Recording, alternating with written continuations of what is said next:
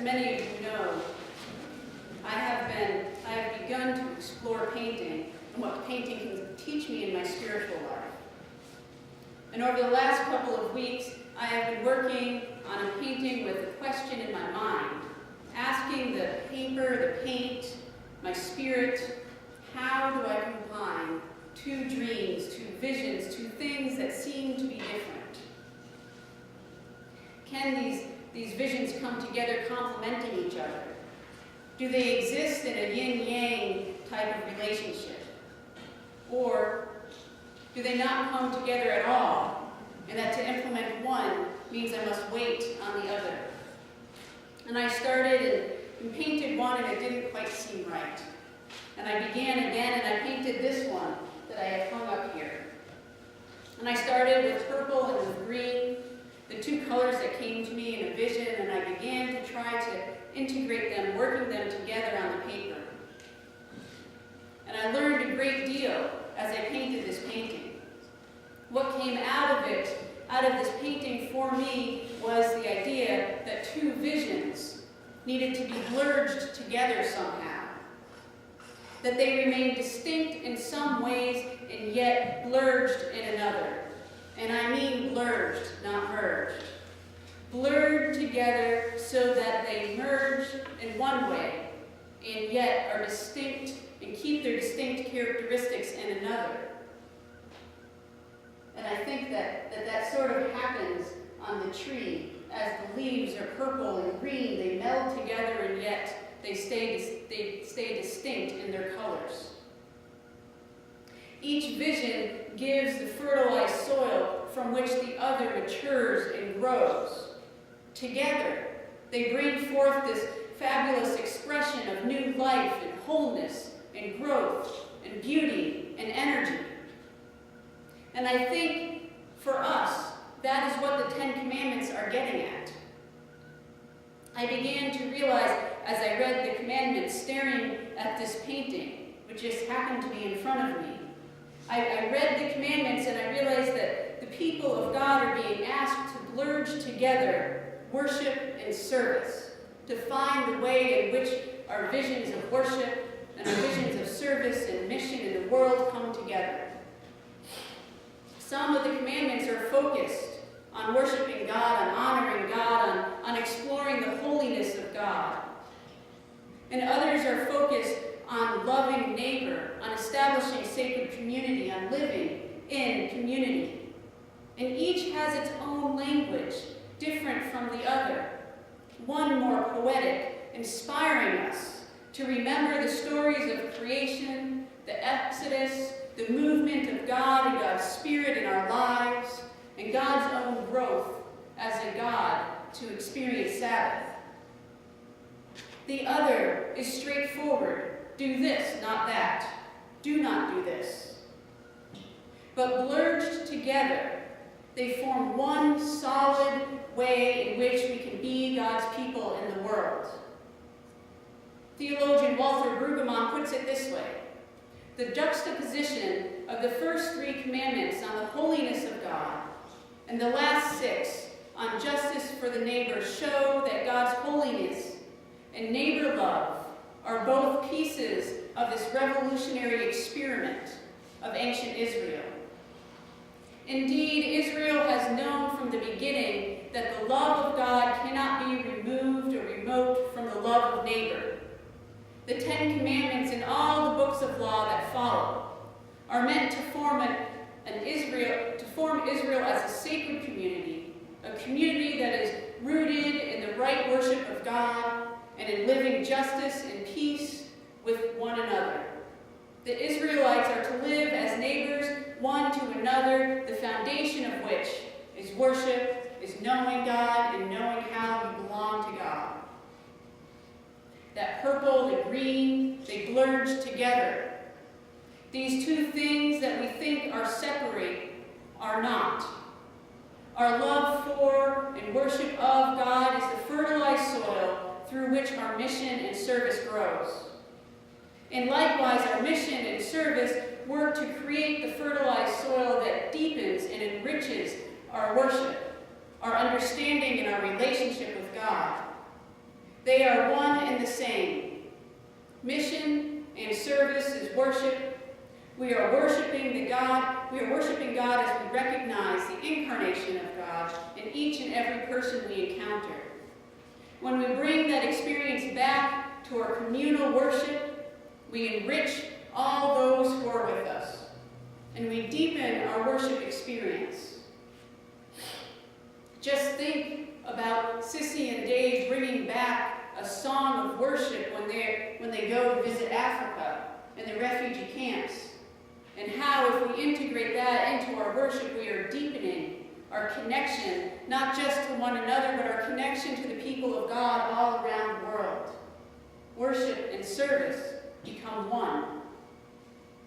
And so, my friends, these visions that are rising up within us, this idea of a family-centered worship service, this idea of an ecumenical, family-oriented community breakfast here in Nutley, this work that Sissy and Dave are doing to provide clean water in the refugee camps in Africa and educational resources for the children there, all of this, service and worship are one vision together, one vision of God's justice and holiness in this world. And that is how we have to think about it. Otherwise, it can be overwhelming for a small group of people to think about 3 different visions. Rather, one. And we must realize that these visions, this one vision, can only come to fruition if the vision is based and rooted and steeped in God's expression of holiness and justice in the world.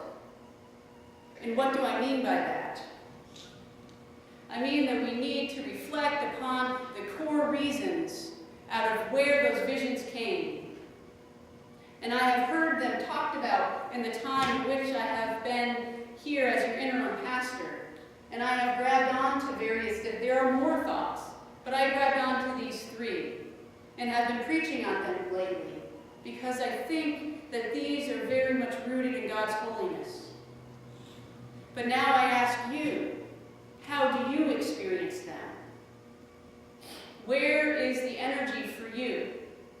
And I ask you these questions not to be flippant, that I'm going to ask, but rather to challenge you to go deep into yourselves, into your spirits, into your beings, so that when we come to our congregational meeting in 2 weeks, you know where your energy lies and how your energy connects to these visions. And so I ask, what is behind the visions that have arisen here at St. Paul's? Do you want to establish a family-based worship where children and adults worship together so that we can strengthen our community, so that we are placing out there in the world an experience that will strengthen families that attend, that they worship together and strengthen their family bond, so that we are instilling within our children the values and ethics that are God's, that are based in God's holiness? Or is this want to establish a family service based on wanting more people to attend? Because we want to see more people and hope that having more people will balance our budget? Do we want to establish an ecumenical Saturday family breakfast because we truly believe that one of the values of this congregation is to ensure that children are taken care of, that every day of the week a child has an opportunity to have a healthy meal? Do we see this as a justice issue that is steeped in God's commandment to love one another? Or has this just arisen because we had an opportunity to think about writing a grant that would help us, that would give us money to do some needed capital improvement in our building? And so this came about as a way of getting a grant to fix up the kitchen. And we would hope it would bring people into our building and and get our name seen in the world and maybe, again, bring more people attending. I'm not being flippant in asking these questions. I really, really want you to go deep into yourselves, to figure out how you are connecting to these visions that I have been preaching on. What is driving your energy, your vision, your focus? And be brutally honest with yourselves.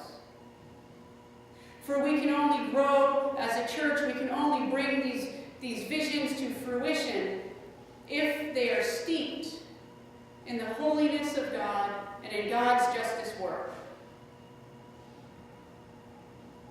And so I ask in the next couple weeks that you take some time and you reflect upon it. And you ask yourself, what is driving you to fulfill these visions? And it is okay if when you are asking that question, you are beginning to realize that you have no investment in this one, but you do have investment in this vision. And that is okay. If that is the case, begin to pray to God and ask God to help you really bring where your energy is to fruition, to really bring forth an understanding of what vision, what dream you have for this church, where your energy lies, how you want to see St. Paul's steeped in God's holiness and justice. And it is okay if, as you are reflecting on this, you realize that the hope of these visions is based on wanting more people coming to this church. That is okay. That is a wonderful place to start. And if that is where your energy is, I ask that in the next couple weeks you pray. You pray for God to begin to help you connect that vision, that want, to be steeped in God's holiness and God's love, and to open your hearts to what that would mean for you and for this congregation. And if, as you are reflecting, you are realizing that the energy is steeped in God's holiness and in God's justice, that is wonderful. And I ask that you pray on that, and that you pray that God will bring to more life, to more light, more vividness, more concreteness to how you would like to see that vision be played out here at St. Paul's. Wherever you land is sacred. It is important. It is a conversation between you and God, between you and this community. And we must come to that place so that when we come together in a few weeks, when we open ourselves to conversation about the future of St. Paul's, we come steeped and ready to explore where God's holiness is, where God is calling us to express that holiness, and how we want to do that, so we can come together as one voice and one people, ready to enter into this work and the challenge of church growth and bringing that vision to a reality. That is what God is asking us to do in these 10 Commandments. Blessed be.